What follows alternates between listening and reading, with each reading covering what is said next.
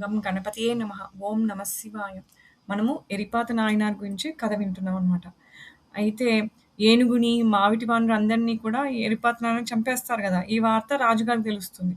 అయితే రాజుగారు ఆయన గుర్రం మీద పరిగెత్తుకొని వస్తారనమాట.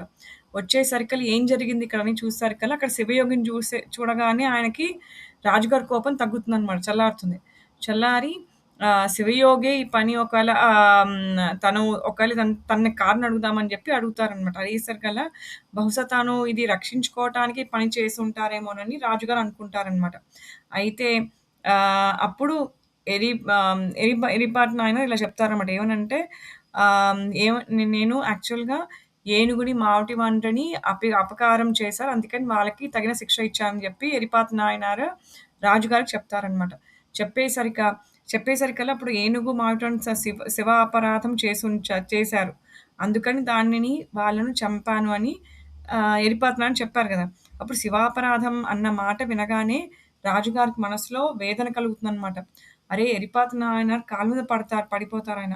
పడి స్వామి వారు చేసిన అపరాధానికి మీరు విధించిన శిక్ష ఇంకా చిన్నదే.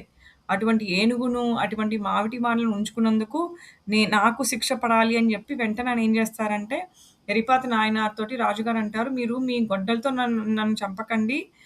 మీకెందుకు మీ మీ పవిత్రమైన గొడ్డలతో నన్నెందుకు చంపుతారు? అలా వద్దు. నా కత్తినిస్తాను మీకు. నా కత్తితోటి మీరు నా తల నరికేయండి" అని జెప్పి రాజుగారు ఎరిపాత నాయనార్‌కి చెప్తారనమాట.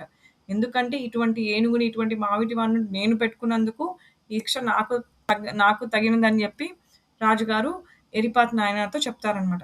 ఈ మాటలు వినేసరికల్లా ఎరిపాత నాన్న నిశ్చేష్టుడయిపోతారనమాట. రాజుగారేంటి ఇలా మాట్లాడుతున్నారని జెప్పి. అనేసరికల్లా తను గూడా పశ్చాత్తాపంతో బాధపడతారు. ఎవరు? ఎరిపాత నాయనార్. అప్పుడు రాజుగారికి మహాపవిత్రుడైన రాజుగారికి నేనెంత వేదనను కలిగించాను అని రాజు ఎంత ఉన్నతుడో అనుకోని రాజుగారు తనను తాను అంతమొందించుకోవడానికి నేమో రాజు వద్ద నుండి కత్తిని లాక్కుంటారనమాట. రాజుగారి దుస్థితికి ఎరిపాత నాయనార్ కూడా తానే కారణం అనిపించి తనకు తానే శిక్ష విధించుకొని తన కంఠను ఉత్తరించుకోబోతుంటారనమాట. ఎవరు? ఎరిపాత నాయనార్.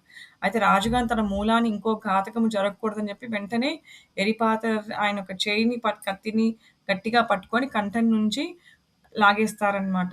ఎవరు? రాజుగారు ఎరిపాత నాయనార్ చేతిలో ఉన్న కత్తిని. ఓం నమః శివాయ.